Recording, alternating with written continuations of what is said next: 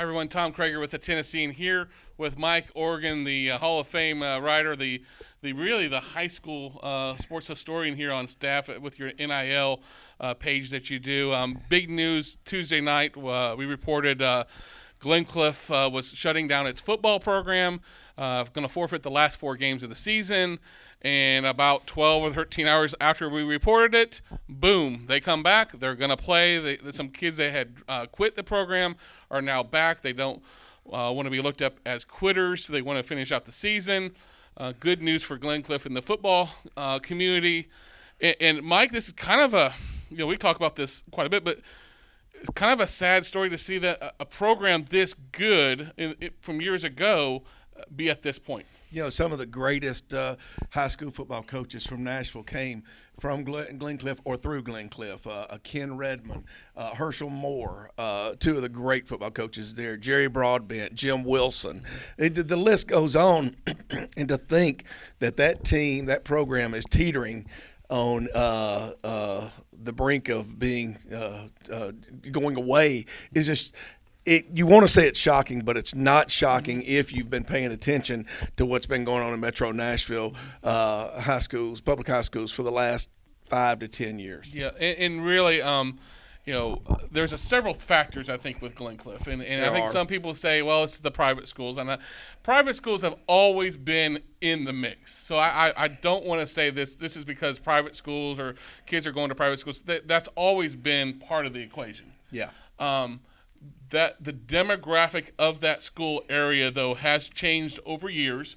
Mike Passon, the coach, even commented to me, is like, hey, there's a lot of immigrants in that area. There's a lot of, he calls them first generation football players, kids that have never played high school football, come from families that never played football, didn't grow up around football, and because of that, I think they're the interest level is probably down because of that, and also the ones that are there, a lot of them, they're teaching the game of football from the very smallest, the youngest level you can think of, because they got to teach them how to get in a 3-point stance, a 4-point stance. They don't know any of this because they didn't grow up around it. I mean, a lot of these people have grown up playing soccer. There's a lot of Hispanic, Middle Eastern people in that community there, and it's that's part of the changing times, and I think they are also losing some players due to Metro's an open zone area. Yeah, the open zone just kind of added insult to injury to what you were talking about. The numbers were way, way down already because of so many immigrants that just,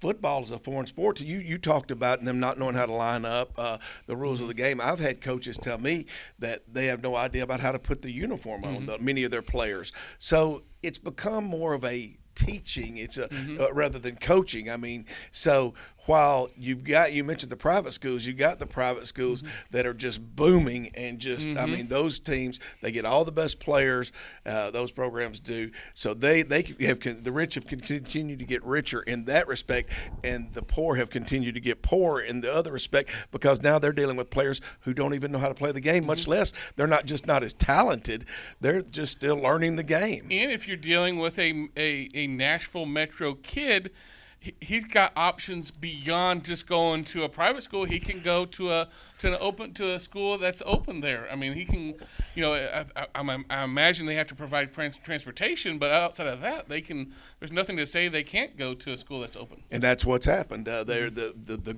really good players, the above average players, are going to the schools that are better. Yeah. And have become known as the places to go that have established that reputation. But I want to go back. This is a program with a really strong history back in the day. Jim Wilson, I find it ironic that Clint Wilson, Jim's son, is the principal there at Glencliff, and the football facility is named after Jim Wilson, one of the best coaches to come out of Glencliff. Just recently, this past, that was done about a year ago, and that's the other thing. That Clint Wilson wants this program to survive. This is not a matter. It's a family issue. Yeah. This is not just a matter of some teachers or some administrators throwing their hands up and saying, "Look, kids don't want to play. Let's let it go. Let's forget it." So Clint Wilson Wilson wants this program to survive, which just kind of adds to the emotion. But yeah, Jim Wilson, and they just redid the facility too. They you were just, there. my goodness, they just put so much money, well over $2 million into that facility over the last 5 years. It had fallen into disrepair. Matter of fact, I believe it was condemned. The stands were. So it's got new stands, new press box, new concessions, a new pavilion, a new alumni house right on next to the football field. The field, as we said, just been renamed after Jim Wilson. Everything was in place for them to succeed, and for this to happen is just really a setback. And we just had our midseason report, and I know I took some grief from people saying, "Hey, Metro football struggles." To me is a trend, and it's just we have some really good programs in Pearl, Cone, and East Nashville, and Cane Ridge, and Hillsboro. But it drops off, and that's the sad thing when you get what's happening with Glencliff, and Antioch's under some tough times, and Hunters Lane's under some tough times, and Overton's having a rough year, although they've been a playoff team in recent years, and McGavick's having a tough season. There is a big issue here that I think we'll be digging into in the upcoming weeks that needs to, but one of the things I say is, there's got to be support in the community and the administration, but at Glencliff there is, and all you have to do is look at that football that's facility. the thing. That's the frustrating thing. People say, well, where's the support? Well, the support's there. Yes. Everything was put into place. They have one of the strongest alumni. Oh, easily. Yes, by far. But, we used to say, you don't hear it quite as much in the SEC as the haves and the have-nots, the Alabamas and the LSUs and the Auburns, and then the have-nots, the Vanderbilts and the Kentuckys, South Carolina's Ole Misses. But that is what we have now in Metro. We have the haves and the have-nots, and the gap is much bigger than it ever was in the SEC. And there's always it is a huge. Gap with leagues and stuff, but this is not like this. This is a pretty substantial drop-off. Tom, I think we're looking at, if this trend continues, and I see no reason that it won't, within the next few years we'll be having co-op teams. Hunters Lane and Whites Creek. That's another and Maplewood. Yeah. Maybe the three of them will put together one team. Overton and Glencliff and Antioch will co-op for one team. Well, from what I understand, that's already being done in bands. That's being done with cheerleaders because the band numbers are down too, way down. So, that's what I see coming. I think we're away from there. I do wonder, I guess I ask you, I don't know what is if you're at Glencliff, how do you revive this program that, like I said, Tim Dobbins played forever in the NFL. He was a Glencliff kid. There are athletes that have come from Glencliff. That's what makes me so passionate that this program's under such tough times, because there was a time when this was one of the better programs. Oh, it was a school where coaches wanted to go. I mean, this was Glencliff, when I was growing up, it was the school with the swimming pool. It was one of the more modern schools. Yes, it had a beautiful, and I think the swimming pool's still there. But it was the field was set up on a hill. The football field was. It was just, it's picturesque, and it was the school. It was kind of the it school, a newer school in the 60s, and where you had East and Lytton and a few of those schools. All of a sudden you had Maplewood and then Glencliff, Maplewood over in District 12, Glencliff in District 11, and it was kind of the it school. Outside of co-oping, do you have any solution to how we can fix this problem? Well, they're already, and this kind of goes along with co-oping, and they're dipping into the charter schools and the Valor has I believe half of Glencliff's roster, from what I'm told, Prep Academy, I think. STEM Prep Academy. STEM Prep Academy, yeah. So they're going to have to do that, and if you want to get more of the immigrant children playing, then you're going to have to help them in a lot of cases. You're going to have to introduce it at a younger age.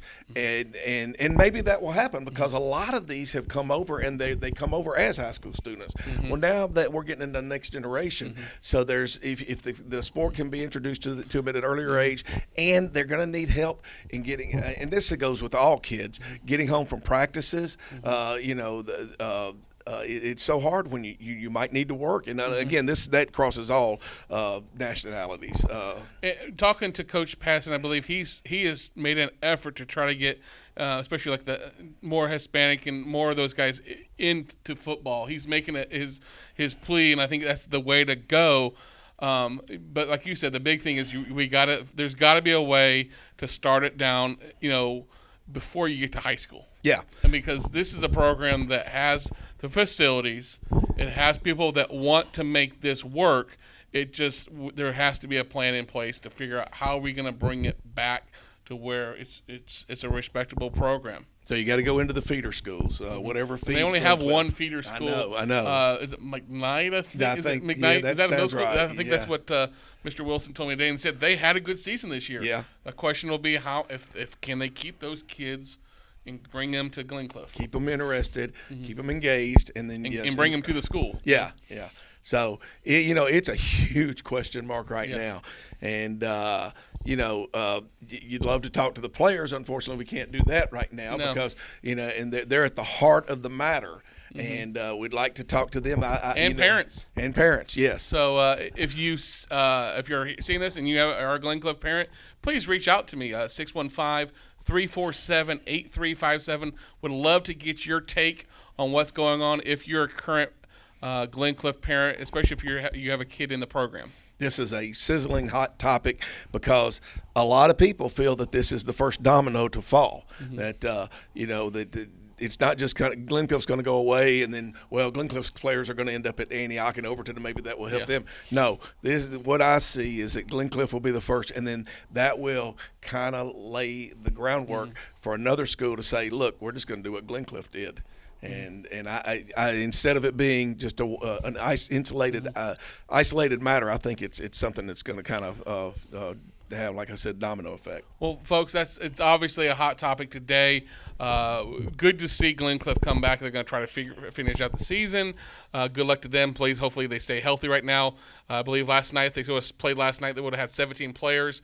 Now they're saying 17 to 22 players for Friday night against Hillwood.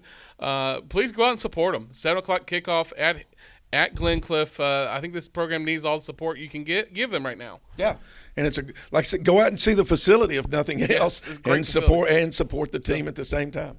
I'm Tom Kreager. He's Mike Organ. We'll see you later.